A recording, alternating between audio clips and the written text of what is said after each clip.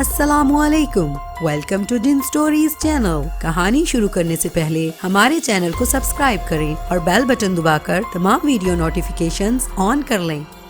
हमारे साथ दुकान से बाहर आकर उसने सड़क अबूर की और वहाँ खड़ी हुई कार की तरफ बढ़ गया। अलमास, तुम मेरे साथ आगे बैठो।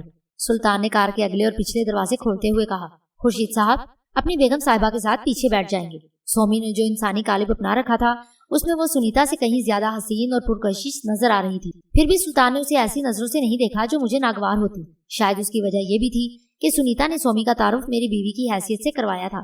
सुल्तान बहरहाल एक अलग ही मिजाज का आदमी था। कार चली तो रास्ते में हल्की हल्की फुहार पड़ने लगी। उस पर सुल्तान बोला, कैसा हसीन मौसम है अलमास, और कैसे हसीन लोग इस वक्त मेरे साथ हैं। तुमने अभी तक खुर्शीद साहब का तफसीली तारुफ नहीं करवाया। क्या ये भी मेरी तरह कारोबारी आदमी है? नहीं, सुनीता ने जवाब दिया। ये खानदानी रईस हैं, ढाका में रहते हैं और मेरी दावत पर चाटगाम और उसके गिरदोनवा की सैर करने निकले हैं। गिरदोनवा से क्या मुराद है तुम्हारी? सुल्तान ने वजाहत चाही। सवाल क्योंकि गैर मुतवक्का ही था, इसलिए फौरी तौर पर सुनीता कोई जवाब न दे सकी और बोली, ये तो इन दोनों मियाँ बीवी की मर्जी पर मुनहसिर है कि ये कहाँ कहाँ घूमेंगे। मुझे तो उनकी गाइड समझ लो, ये जहाँ कहेंगे ले जाऊंगी उन्हें।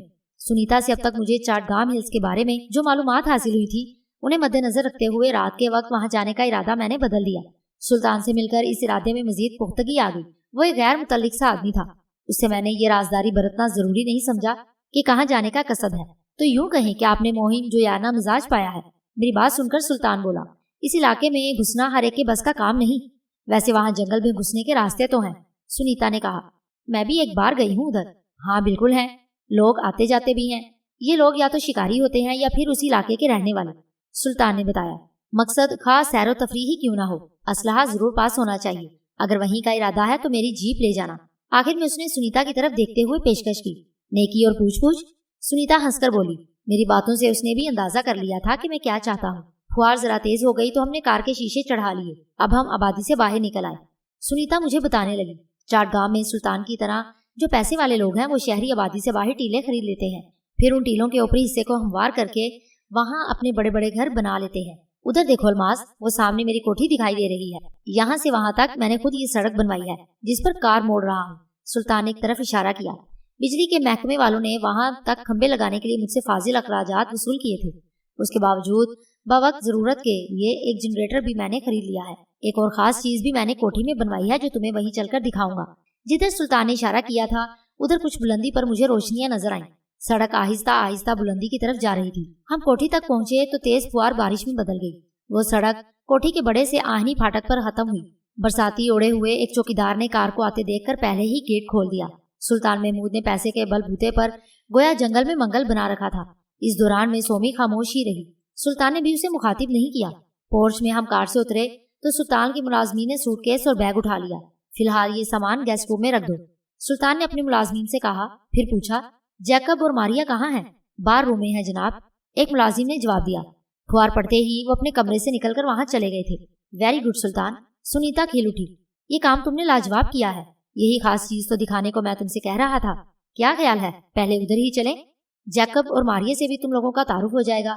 माफ कीजिएगा सुल्तान साहब, मुझे और मेरी बेगम को सागर और मीना से कोई रगबत नहीं। फिर भी आपकी खुशनुदी की खातिर। नहीं, जब आप लोग ये शौक ही नहीं करते तो ये ज्यादती है। सुल्तान हमारे साथ साथ चलते हुए बोल उठा। अलमास को मैं बाद में बार रूम दिखा दूंगा। ड्राइंग रूम में चलकर बैठते हैं। जैकब और मारिया को मैं वहीं बुलवा लूंगा। फिर वो सुनीता से मुखातिब हुआ, कहवा? क्यों कहवा चलेगा? सुनीता ने इस पर आमादगी जाहिर कर दी और हम बड़े से शानदार ड्राइंग रूम में आ बैठे। सुल्तान हमें अपने गैर मुल्की मेहमानों के बारे में बताने लगा।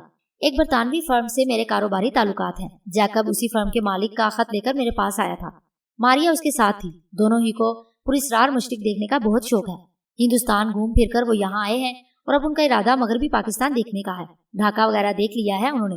यहाँ आकर बहुत खुश हैं दोनों। मैंने सोचा उन लोगों के पास बड़ा वक्त और दौलत है, मगर कहा कुछ नहीं। मुलाजिम हमारे लिए कहवा लेकर आया ही था कि वो दोनों भी आ गए। मारिया ने अपनी मगरबी रवायात के मुताबिक मुझसे भी हाथ मिलाया। उसकी आंखें नीली और सर के बाल सुनहरी थे। जैकब और मारिया दोनों ही को उर्दू नहीं आती थी, इसलिए वो अंग्रेजी ही में बात कर रहे थे। मारिया सोमी और सुनीता के साथ सामने वाले सोफे पर जा बैठी। जैकब मेरे पास आ बैठा। हम जिनजात आदमजादों के दरमियान रहकर उनकी मुख्तलिफ जुबानें भी सीख जाते हैं। सोमी भी तवील अरसा आदमजादों के साथ गुजार चुकी थी। वो भी मेरी ही तरह बहुत सी जुबानें बोलने और समझने पर कादिर थी। सोमी ने मारिया से पूछा कि जैकब और उसके दरमियान क्या रिश्ता है। प्यार का रिश्ता, मारिया ने मुस्कुराकर जवाब दिया। अभी हम सिर्फ दोस्त हैं। हम एक दूसरे को करीब से देखने और समझने की कोशिश कर रहे हैं। उसके बाद? सोमी ने सवाल किया। अगर हमने एक दूसरे को पसंद कर लिया तो शादी कर लेंगे, मारिया ने बिला झिझक बता दिया। हमारे यहाँ क्योंकि शादी कर लेने के बाद अलग हो जाना बहुत मुश्किल होता है, इसलिए बहुत सोच समझकर हम ये कदम उठाते हैं। अभी तो जैकब से मेरी दोस्ती को सिर्फ 1 साल हुआ है और इस 1 साल में तुम जैकब को नहीं समझ सकी? सुनीता भी बोल उठी। हाँ, मारिया हंस दी, फिर कहने लगी, सुना है इधर मशरिक में बहुत जल्दी लोग एक दूसरे के हो जाते हैं। किस तरह होता है ये? तुम अगर यहाँ पैदा होती तो ये सवाल ना करती। सुल्तान ने भी उस गुफ्तगू में हिस्सा लिया। ये अपने अपने मुआशरे, तहजीब और रवायात का फर्क है। हिंदुस्तान में एक शख्स से इसी मौजू पर मेरी बात हो रही थी। वो तो कह रहा था यहाँ एक नजर में फैसला हो जाता है। जैकब ये कहकर हंसा, फिर मुझसे मुखातिब हुआ। आप दोनों को कितने दिन लगे? फैसला करने में तो सिर्फ चंद लम्हे लगे थे। मैं मुस्कुराकर बोला। एक औरत तो मुझे बता रही थी कि शादी से पहले उसने अपने शौहर को देखा भी नहीं। कितनी हैरत की बात है। मारिया ने हैरत का इजहार किया। बहरहाल आपका मछली घूमते हुए हमें बहुत मजा आ रहा है, जैकब ने कहा। मेरे दादा यहाँ बंगाल में रह चुके हैं। वो बड़े किस्से सुनाते थे यहाँ के, लेकिन हमें तो अब तक कोई जादूगर नहीं मिला। जैकब मुझी से हम कलाम था। क्या वाकई जादूगर होते हैं? क्यों नहीं होते जादूगर? मेरे कुछ कहने से पहले सुनीता बोल उठी। जादूगर भी होते हैं और जादूगरनियां भी। खुर्शीद और उनकी बेगम सनोबर दोनों को जादू आता है। यकीन नहीं तो खुद उन दोनों से पूछ लो। इस पर सुल्तान जोर से हंस पड़ा और बोला, तुम क्यों इन दोनों से मजाक कर रही हो? जादू वादू कुछ नहीं होता, ये सब किस्से कहानियां हैं। कुछ लोग तो जिन्नात के भी ऐसे ऐसे वाकयात बयान करते हैं कि हंस हंस कर पेट में बल पड़ जाए। आज तक किसी जिन से मेरी मुलाकात नहीं हुई। फजूल बातें ना करो, सुनीता ने कहा। कोई जिन तुम्हारी कोठी में आ गया तो मुसीबत में पड़ जाओगे। मुझे तो किसी जिन जादी से मिलने का शौक है, मारिया बोली। अभी ये जादू की बात कर रही थी। जैकब ने सुनीता की तरफ इशारा किया। वो तो पूरी हो जाने दो। क्या खबर मिस्टर खुर्शीद और उनकी मिसिस को जादू आता हो? मेरे दादा को आखिर झूठ बोलने की क्या जरूरत थी? मिस्टर खुर्शीद, आप जादू जरूर दिखाएं। अलमास, तुमने ये किस मुश्किल में डाल दिया मुझे और सनोबर को? मैंने सुनीता से कहा, दिखा दो थोड़ा सा जादू, ये लोग खुश हो जाएंगे। सुल्तान को भी यकीन आ जाएगा कि ये महज किस्से कहानियां नहीं है। सुनीता को जाने क्यों मुझे आजमाइश में डालने की धुन सवार हो गई। शायद वो इस तरह खास तौर पर सुल्तान को मुतासिर करना चाहती थी। मैंने इसी सबब सोमी को मुखातिब किया। तुम ऐसा करो सनोबर कि अलमास और मिस मारिया को अपने दोनों हाथों पर उठा लो। मैं मिस्टर जैकब और सुल्तान साहब को यही जादू दिखाता हूँ। ये आप क्या कह रहे हैं खुर्शीद साहब? सुल्तान हंसकर बोला। खासा ठोस जिस्म है मेरा। अगर मैं खड़ा भी हो गया तो आपका हाथ कुचल जाएगा। तो क्या हुआ, मैं अपने हाथ को जरा सा बड़ा कर लूंगा। मैंने मुस्कुराकर कहा और उठ खड़ा हुआ। मारिया इस तरह खुश होकर तालियां बजाने लगी जैसे कोई बच्चा अपना पसंदीदा तमाशा देखने वाला हो। सोमी भी सोफे से उठकर खड़ी हो गई। क्यों हंसा रहे हैं आप खुर्शीद साहब? बैठ जाइए। सुल्तान फिर हंस दिया। अच्छा तो फिर ये देखें मेरा हाथ। मैंने अपना सीधा हाथ आगे बढ़ाया जो मेरी ख्वाहिश के मुताबिक बढ़ता चला गया। सुल्तान की आंखें हैरत से फैल गईं और यही हाल जैकब का हुआ। दूसरे हाथ से मैंने सुल्तान को उठाकर अपने दाएं हाथ पर बिठा लिया। आइए मिस्टर जैकब, आप भी मेरे इसी हाथ पर बैठ जाइए। मैं अपने हाथ को और बड़ा कर लेता हूँ। नहीं नहीं, जैकब ने खौफजदा आवाज में मेरे हाथ की तरफ देखते हुए कहा। आप वाकई जादूगर हैं। इस वक्त तक मेरा हाथ इतना बड़ा हो चुका था कि जैकब भी उस पर आराम से बैठ जाता। सुल्तान की हालत काबिले दीद थी। खौफ से उसका चेहरा जर्द पड़ गया। फिर जैकब को भी मैंने नहीं बख्शा। उसे भी मेरे हाथ पर बैठना पड़ा। दूसरी तरफ सोमी ने भी मेरी तकलीफ में ऐसा ही किया। उसके दाएं हाथ पर सुनीता और मारिया बैठी थी। मारिया जो पहले चमक रही थी अब उसके हवास गुम थे। क्यों सुल्तान, अब तुम्हें यकीन आया? सुनीता ने पुरसुकून आवाज में सुल्तान को मुखातिब किया। इनसे कहो अलमास कि ये मुझे तो उतार ही दें। सुल्तान हकलाने लगा। वो शख्स हमारा मेजबान था। उसने जिन्नात का जो मजाक उड़ाया था उसकी इतनी सजा काफी थी। मैंने पहले उसे और फिर जैकब को आराम से सोफे पर बिठा दिया। अब ये देखिए सुल्तान साहब, मैं अपने हाथ को छोटा कर रहा हूँ, मैंने कहा।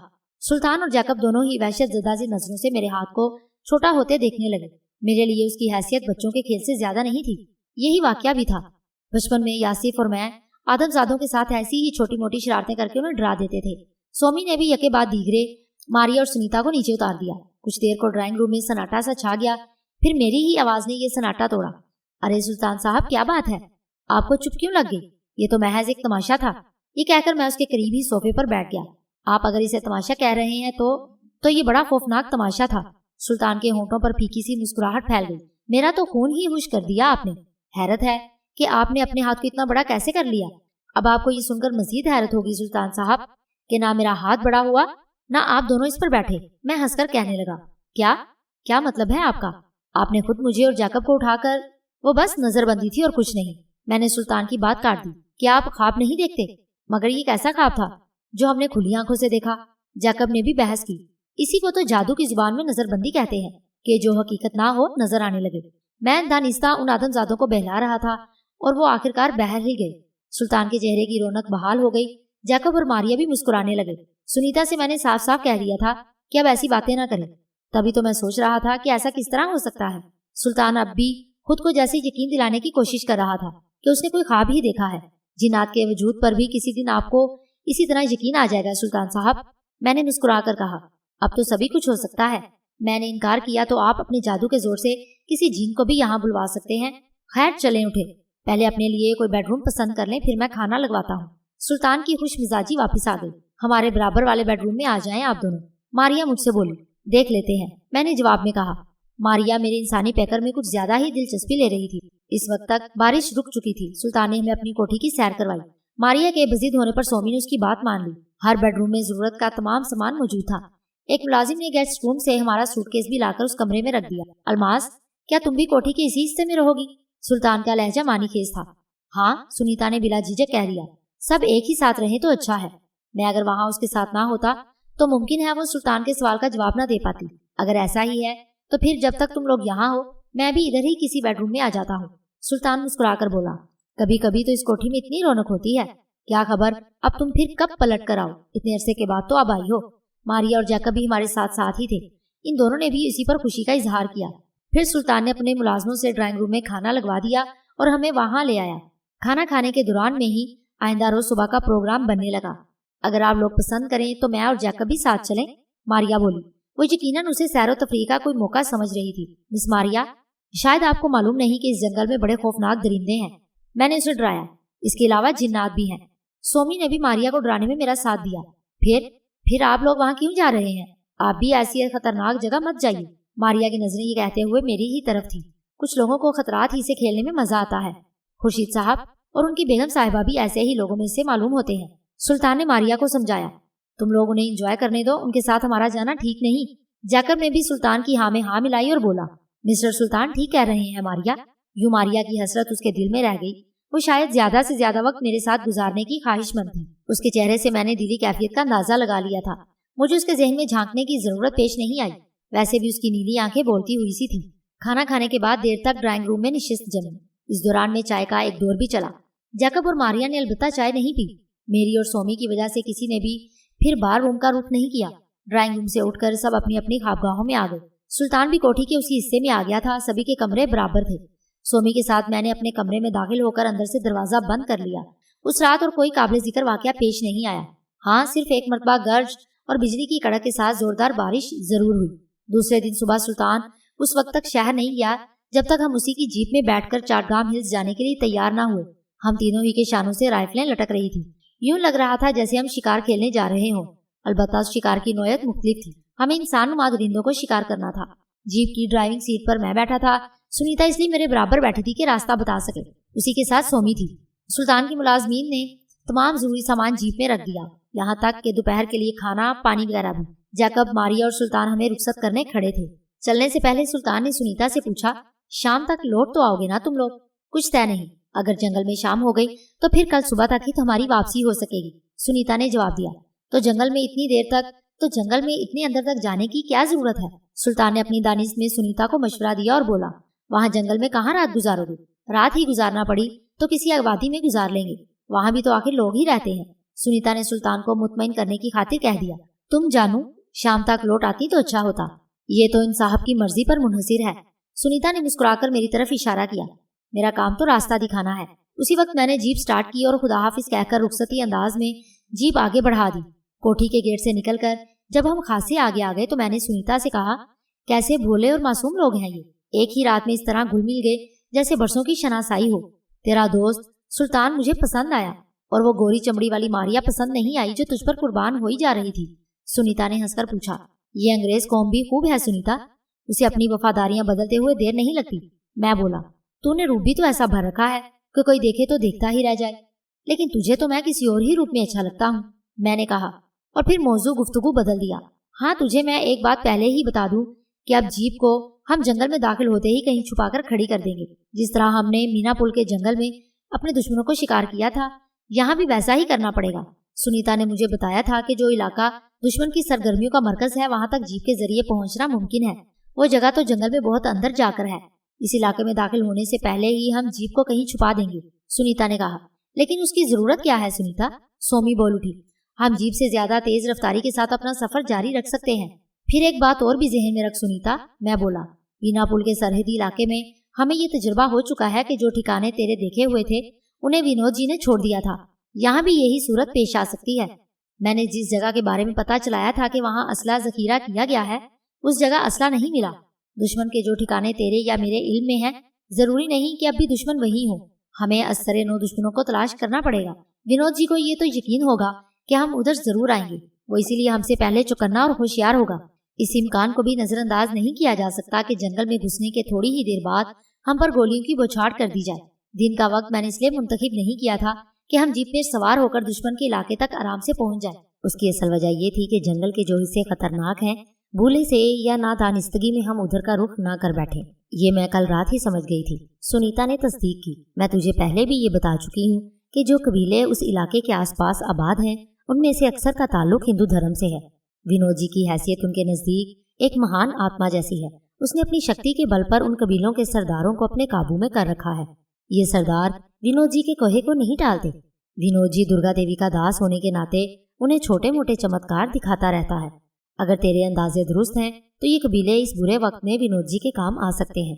वो इन कबीलों में नायक जी के नाम से मशहूर है। तूने मुझे मुख्तलिफ वक्तों में विनोद जी और इस इलाके के मुतालिक जो कुछ बताया है मैं भूला नहीं हूँ सुनीता।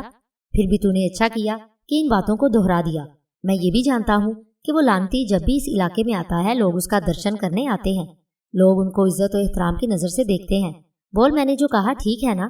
हाँ, उनमें से कुछ बातें ऐसी भी हैं जो शायद आशा ने पहली बार सुनी होंगी। सुनीता ने सोमी की तरफ देखकर कहा। ऐसा नहीं है सुनीता, मैंने उसकी गलतफहमी दूर कर दी। जो कुछ मुझे मालूम है आशा भी जानती है। मैंने उसे किसी बात से बेखबर नहीं रखा। सोमी ने मेरी तायद कर दी और बोली, जिन भोले भाले लोगों को विनोद जी ने धर्म के नाम पर फरेब दिया है, मेरे ख्याल में वो बेगुनाह है। हमें कोई ऐसा रास्ता निकालना चाहिए कि उन लोगों से मुकाबले की नौबत ना आए। ऐसी कोई तदबीर तो वहीं पहुंचकर सोची जा सकती है। मैं बोला। सारे रास्ते हम इसी मौजू पर गुफ्तगू करते रहे। हमने इस जंगल में दाखिल होते ही जीप को घने दरख्तों के दरमियान ऐसी जगह खड़ा कर दिया कि जहाँ किसी की नजर ना पड़े। फिर मैं और सोमी इंसानी काल्बों से बाहर आ गए। सुनीता को सोमी ने अपनी गोद में भर लिया। हमने दुश्मन के इलाके की तरफ परवाज शुरू कर दी कि हमें पहला कदम यही उठाना था। दानिस्ता हमने अपनी रफ्तार कम ही रखी ताकि सुनीता अपने होशो हवास बरकरार रख सके। दरख्तों के दरमियान से हम ज्यादा ऊपर भी नहीं उठे क्योंकि ये दिन का वक्त था। सुनीता दुश्मनों की नजर में आ सकती थी। जंगल में हम उस कच्चे रास्ते के करीब करीब ही प्रवास कर रहे थे कि जो दुश्मन के इलाके की तरफ जाता था। इस रास्ते पर सुनीता सफर कर चुकी थी। सुनीता को उठाए हुए सोमी बड़ी एहतियात से आगे बढ़ रही थी और उन दोनों के पीछे था। दरख्त ऊंचे नीचे थे, उनकी शाखों से उलझे बगैर सोमी महवे सफर थी। खासा फासला तय करने के बाद वो पहाड़ियां दिखाई दी कि जिनके गारों में गोला बारूद और असले का बड़ा जखीरा होना चाहिए था। उन पहाड़ियों को देखकर सुनीता ने धीमी आवाज में बताया, हम बिल्कुल सही सीमत में जा रहे हैं। अभी हम मतलूबा पहाड़ियों से कुछ दूर ही थे कि नीचे जंगल में एक तरफ मेरी नजर पड़ी। स्याह फाम आदमजादों की एक कितार अपने सरों पर लकड़ी की पेटियां उठाए चली जा रही थी। यहीं किसी ऊंचे दरख्त पर सुनीता को लेकर उतर जा। मैंने सोमी के करीब जाकर सरगोशी की। मैं भी इन स्याह फामों को देख चुकी हूँ। सोमी भी धीमी आवाज में बोली, लगता है कि वो शैतान असले का जखीरा पहाड़ियों के गारों से कहीं और मुंतकिल कर रहा है। लकड़ी की इन बड़ी बड़ी पेटियों में असले के सिवा कुछ और नहीं हो सकता। ये कहते हुए सोमी एक पेड़ पर उतर गई। सोमी ने बिल्कुल ठीक अंदाजा लगाया था। मेरा ख्याल भी यही था, मैंने कहा। सुनीता भी नई सूरत हाल से बाखबर हो गई। उसने अपने शाने से राइफल उतार ली थी। जब तक मैं लौट कर ना आऊं सुनीता, उन्हें छेड़ना नहीं है, मैंने ताकीद की। तू बेफिक्र हो जा सुखबीर, मैं उस वक्त तक गोली नहीं चलाऊंगी कि जब तक जान खतरे में ना पड़ जाए। सुनीता ने मुझे इत्मीनान दिलाया। आशा तेरे पास है, ये तेरी जान को खतरे में नहीं पड़ने देगी। मैं ये कहते ही वहां से चल दिया। स्याह फामों की इस कितार का ताकुब करता हुआ मैं तेजी से आगे बढ़ता रहा। मुझे गुमान भी नहीं था कि वो स्याह फाम इतनी बड़ी तादाद में होंगे। उस कितार के एक हिस्से को मैंने दूर तक फैली हुई झोंपड़ियों के दरमियान दाखिल होते देखा। कितार के दूसरे हिस्से का पीछा करता हुआ एक और आबादी तक जा पहुंचा। असला इन कबीलों की 2 बस्तियों में मुंतकिल किया जा रहा था।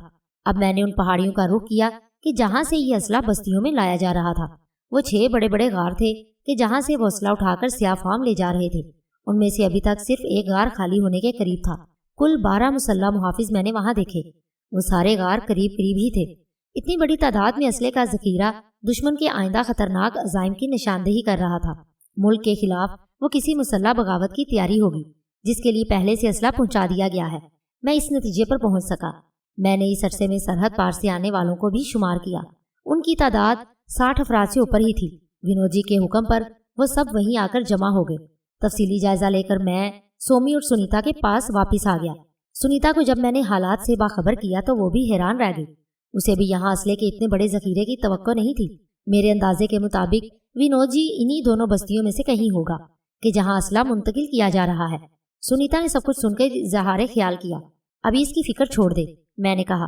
फिर जो सोचा था उसे बता दिया। इस तरह मजबूरन उसे खुद ही सामने आना पड़ेगा। फिर मेरी परवाह मत कर सुखबीर, सुनीता पुरजोश आवाज में बोली। तू अगर आशा को अपने साथ ले जाना चाहता है तो ले जा। अगर तू कहे सुनीता तो मैं तुझे और किसी महफूज जगह छोड़ आऊं, मैंने पूछा। ये मैं इसलिए कह रहा हूँ कि यहाँ से स्याह फामों की गुजरगाह करीब है। नहीं, मैं यहीं ठीक हूँ, सुनीता ने जवाब दिया। सोमी को साथ लिए मैं पहली बस्ती में पहुंच गया। वो झोंपड़े आम आबादी से जरा हटकर बने हुए थे कि जिनमें असले की पेटियां लाकर रखी जा रही थी। जो स्याह फाम उन झोंपड़ियों की निगरानी कर रहे थे उन्हें हमने होशो हवास से बेगाना कर देना काफी समझा। स्याह फामों का एक गिरोह अभी वहां असला उतार कर वापिस जा रहा था। हमने उन्हें नजरों से ओझल हो जाने दिया। फिर उन झोंपड़ियों को खाली करने लगे। वो सारा असला हमने वहां से खासी दूर जंगल के एक हिस्से में उतार दिया। उसके बाद हम दूसरी बस्ती में दाखिल हो गए। वहां से भी असलहा गायब करने में हमें देर नहीं लगी। जरा ही देर में जब हम लौटकर पहली बस्ती में गए तो वहां तवक्को के मुताबिक खलबली मची हुई थी। बस्ती के सरदार को असलहा की चोरी से बाखबर किया गया तो वो खुद अपने मुहाफिजों के साथ मौका वारदात पर पहुंचा। उसी के हुक्म पर उन बेहोश स्याह फामों को होश में लाने की कोशिश होने लगी जो झोंपड़ियों की निगरानी पर मामूर थे। इस अरसे में स्याह फामों का एक और गिरोह वहां असलहा लेकर आ चुका था। उन्हीं लोगों ने झोंपड़े खाली देकर बस्ती वालों को उससे आगाह किया था। बस्ती के सरदार ने उन्हें वापस जाने से रोक दिया। उनके साथ मुसल्लह मुहाफिज आए थे। वो भी हैरान और परेशान से खड़े थे। ए नायक जी के सेवकों, सरदार ने उन्हीं मुसल्लह मुहाफिजों को मुखातिब किया। नायक जी को खबर कर दो कि अभी मैंने काम रुकवा दिया है। जब तक ये पता न लग जाए कि इस साजिश के पीछे हमारे किस दुश्मन कबीले का हाथ है, काम को रोक देना ही अच्छा है। उन मुहाफिजों में से एक बोला, लेकिन हमें तो खुद मालूम नहीं नायक जी कहाँ हैं, फिर क्या किया जाए? नायक जी को इस वाक़े की खबर कैसे हो? सरदार ने पूछा। उन्हें आज सुबह हमने पहाड़ियों की तरफ जाते देखा था, फिर वो नजर नहीं आए, एक और मुहाफिज ने बताया। इससे कम से कम ये मालूम हो गया कि विनोद जी वहीं मौजूद है। वो शैतान चाटगाम हिल्स आ चुका है। उसकी तलाश में हम यहाँ आए थे। मैं और सोमी इस बस्ती से निकले तो सोमी ने मुझसे कहा, ए अली अलेश, हमने जो कुछ किया उससे हमारा मकसद पूरा नहीं हो सका। विनोद जी सामने नहीं आ सका, लेकिन ए सोमी, ये भी तो देख कि फौरी तौर पर असलहा की मुंतकिली का काम रुक गया। मुझे यकीन है कि मौजूदा सूरत हाल में दूसरी बस्ती का सरदार भी यही फैसला करेगा। मैं बोला, उस सयार बूढ़े से ये अहम खबर ज्यादा देर छुपी नहीं रह सकती। तेरे ख्याल में क्या वो कहीं गाफिल बैठा होगा? हमें कुछ इंतजार करना चाहिए। चल तो फिर दूसरी बस्ती का चक्कर लगा आते हैं, सोमी ने मशवरा दिया। मैंने सोमी का मशवरा कबूल कर लिया। दूसरी बस्ती में भी कमोबेश यही सूरत हाल थी। दोनों बस्तियों के हिंदू सरदार एक ही नतीजे पर पहुंचे थे कि ये उनके दुश्मन कबीलों की साजिश है। काम वहां भी रोक दिया गया था। अब वो नायक जी यानी विनोद जी के किसी नए हुक्म का इंतजार कर रहे थे। अचानक मेरे जहन में एक ख्याल आया और सोमी को मुखातिब किया। उस मक्कार ने अपने आदमियों से राब्ते की कोई ना कोई सूरत जरूर रखी होगी। उन्हीं के दरमियान उसका कोई ना कोई खास आदमी ऐसा होगा जिससे उसे काम की रिपोर्ट मिलती रहे। मगर ऐसे किसी आदमी की तलाश भी तो आसान नहीं। उनकी तादाद खासी है अली अलेश। तो फिर ऐ सोमी, एक ही तदबीर रह जाती है। इसके बाद तो वो घबरा कर अपने बिल से बाहर आ ही जाएगा। मेरे जहन में जो तजवीज़ आई सोमी को बता दी। इस पर सोमी बोली, ये आखिरी कदम उठाने से पहले सोच ले अली अलेश, ये मुमकिन है कि वो घबरा कर यहाँ से भाग निकले।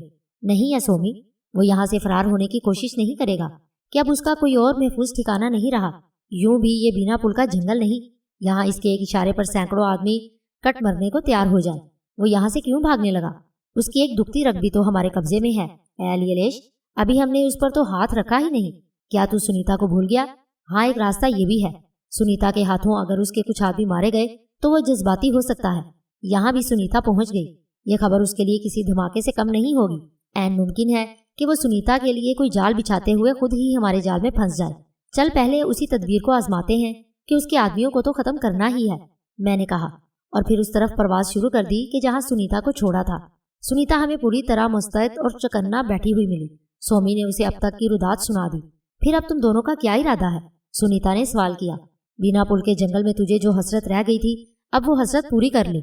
मैं बोला, इस पूरे इलाके में विनोद जी के लिए सबसे हसास मकाम वो गार है कि जिनमें असलहा भरा पड़ा है। वहाँ तेरी मौजूदगी की खबर विनोद जी के हवास गुम कर देने के लिए काफी होगी। तुझे वहाँ मौजूद सिर्फ चंद आदमियों को शिकार करना है, उनमें से जितने भी बच निकल जाएं अच्छा है। सुखबीर, मैं तेरी चाल समझ गई। सुनीता मुस्कुराई। तू चाहता है विनोद जी को यहाँ मेरी आमद का इल्म हो जाए? हाँ, मेरी यही मंशा है, मैंने इकरार किया। फिर सोमी ने सुनीता को उठाया और हम पहाड़ियों की तरफ बढ़ने लगे। अब हमें ये फिक्र नहीं थी कि सुनीता को दिन के उजाले में कोई देख लेगा। हम तो खुद अब यही चाहते थे। धीरे धीरे प्रवास करते हुए हम पहाड़ियों तक आ गए। इस वक्त तक वहाँ खासी तादाद में मुसल्ला मुहाफिज जमा हो चुके थे। उन्होंने उन गारों को घेरे में ले रखा था कि जिनके अंदर असलहा भरा हुआ था। उन लोगों से कुछ बुलंदी पर सोमी ने सुनीता को एक जगह उतार दिया। ऐसा उसने सुनीता की मर्जी पर ही किया था। वहाँ छोटी सी एक चट्टान की आड़ लेकर सुनीता के लिए मुहाफिजों को निशाना बनाना आसान होता। मुहाफिज इस कदर बदहवास थे कि उन्होंने नजर उठाकर ऊपर देखा ही नहीं। सुनीता ने अपने शाने से बैग उतार कर खोल लिया। फिर वो पोजीशन ले रही थी कि सोमी ने मेरे इमा पर खासी बुलंद आवाज में उन मुहाफिजों को मुखातिब किया। ब्लैक क्वीन, तुम्हारे सर पर मौत बनकर मंडलाने आ गई है और तुम बेखबर हो। सोमी ने ये अल्फाज सुनीता ही की आवाज में अदा किए। इस पर खुद सुनीता भी चौंक उठी। उसे यकीनन अपनी आवाज की इतनी भरपूर नकल की तवक्को नहीं होगी। सोमी ने सुनीता से कुछ दूर जाकर ये सदा लगाई थी। इसके नतीजे में इस तरफ कई राइफलें उठी और फिर फिजा धमाकों से गूंज उठी। सुनीता ने पहला फायर किया और एक मुहाफिज पहाड़ी से लुढ़कता हुआ नीचे गिरने लगा। फिर फायरिंग का तबादला शुरू हो गया। इसके जरा देर बाद ही मैंने एक और खेल का आगाज कर दिया, जिससे जल्द ही मुहाफिज घबरा गए। उनके लिए ये समझना मुश्किल हो गया कि हर तरफ से सुनीता उन्हें किस तरह निशाना बना रही है। इसके लिए मुझे और सोमी को तेजी से हरकत करना पड़ी। हमारे पास मरने वाले 2 मुहाफिजों की राइफलें और गोलियां थीं। अब हम भी मुख्तलिफ सिमतों से उन पर आग बरसा रहे थे। उन्हें मारने के साथ साथ हमारा मकसद ये था कि वो मैदान छोड़कर भाग जाए। मजमूई तौर पर अब तक हमने उनकी निस्फ तादाद का सफाया कर दिया। आखिर वो लम्हात आ ही गए कि जब वो हौसला हार बैठे। वो राह फरार इख्तियार करने लगे। हमने उन्हें पहाड़ी से उतरकर भाग जाने का मौका दिया। कुछ ही देर में वहां मौत का सन्नाटा छा गया। हम सुनीता के पास वापस आए तो वो बड़ी पुरजोश दिखाई दी। मैंने उसकी वजह पूछी तो वो बोली, मैंने लक्ष्मण को देख लिया है, वो भी फरार होने वालों में था। अब काम बन गया सुखबीर, तेरी जो मर्जी अब वो पूरी हो जाएगी। लेकिन लक्ष्मण है कौन? सोमी ने मुझसे पहले पूछ लिया। लक्ष्मण इस इलाके में विनोद जी का सबसे पुराना आदमी है। उसे नायक होने का एजाज हासिल है इस इलाके में, सुनीता ने बताया। मुझे तो खुद किसी ऐसे आदमी की तलाश थी। ये बहुत अच्छा हुआ सुनीता कि वो जिंदा बच निकल गया, मैंने कहा और सोचने लगा कि वहीं रुककर विनोद जी का इंतजार करना चाहिए या दूर रहकर इस पहाड़ी पर नजर रखना बेहतर है। चंद लम्हे बाद यही सवाल मैंने सोमी और सुनीता से किया। ये जगह अब महफूज नहीं रही, सुनीता बोल उठी। यहाँ रुकना खतरे से खाली नहीं। दुश्मन को यहाँ मेरी मौजूदगी का इल्म हो चुका है। इसी पहाड़ी के दामन में छोटी सी कच्ची सड़क है और इसके साथ दूसरी तरफ जंगल है। वहां से हम उस पहाड़ी पर नजर रख सकते हैं। सुनीता की ये तजवीज मुझे मुनासिब मालूम हुई और हम वहां से हट आए। कच्ची सड़क ही से कुछ फासले पर हमें एक ऊंचा सा और घना पेड़ मिल गया और हम उस पर उतर गए। हमें उस पेड़ पर उतरे ज्यादा देर नहीं हुई थी कि एक हेलीकॉप्टर फिजा में परवास करता दिखाई दिया। वो जंगल की तरफ से उड़ता हुआ पहाड़ियों की तरफ गया और फिर हमारी नजरों से ओझल हो गया। मैंने सोचा इस हेलीकॉप्टर में कौन हो सकता है? सुखबीर, उसी वक्त सुनीता ने मुझे मुखातिब किया। वो हेलीकॉप्टर शायद उन पहाड़ियों के पीछे कहीं उतर गया है। ये इम्कान भी तो है सुनीता कि उस हेलीकॉप्टर में विनोद जी हो। सोमी ने क्या सराई की। अभी पता चल जाएगा, मैं खुद जाकर देखता हूँ। मैं ये कहते हुए पहाड़ियों की तरफ लपका। उन पहाड़ियों के पीछे भी जंगल ही था, मगर ज्यादा घना नहीं। दरख्त थोड़े थोड़े फासले पर थे। उन्हीं दरख्तों के दरमियान कदरे एक हमवार जगह पर मुझे वो हेलीकॉप्टर खड़ा हुआ दिखाई दिया। उसकी पंखड़ियां अब तक हरकत कर रही थी, मगर उनमें तेजी नहीं थी। खिलाफे तवक्को उस हेलीकॉप्टर से मुझे मुसल्ला स्याफाम उतरते नजर आए। मैं उन पर निगाहें जमाए रहा। आखिर में जो स्याफाम हेलीकॉप्टर से उतरा उसे देखते ही मैं चौंक उठा। ये उसी पहली बस्ती का दराज कद सरदार था जहाँ से हमने असलहा गायब किया था। उस गैर मुहज्जब कबीले के सरदार का हेलीकॉप्टर में वहां आना मेरे लिए ताज्जुब खेज बात ही थी। मैंने उस बस्ती में कोई हेलीकॉप्टर नहीं देखा था। सोमी के साथ मैंने उस बस्ती के कई चक्कर लगाए। अगर वहां कहीं हेलीकॉप्टर होता तो हमें जरूर नजर आता। फिर ये हेलीकॉप्टर उस बस्ती के सरदार के पास अचानक कहाँ से आ गया? ये सवाल कई बार मेरे जहन में आया। सरदार के साथ आने वाले मुसल्ला स्याफामों की तादाद ज्यादा नहीं थी। वो सब जंगल से पहाड़ियों की सिमत बढ़ रहे थे। जिस खतरे की निशानदेही सुनीता ने की थी, ये मुझे उसी का शाखसाना मालूम हुआ। वो बस्ती पहाड़ियों से इतनी दूर नहीं थी कि वहां तक फायरिंग की आवाजें ना जाती। उन स्याफामों को ठिकाने लगा देना मेरे लिए मुश्किल नहीं था, मगर मैंने उसे लाहासिल ही समझा। जंगल से निकलकर वो उसी पहाड़ी पर चढ़ने लगे कि जहां विनोद जी के आदमियों से मारका आराई हुई थी।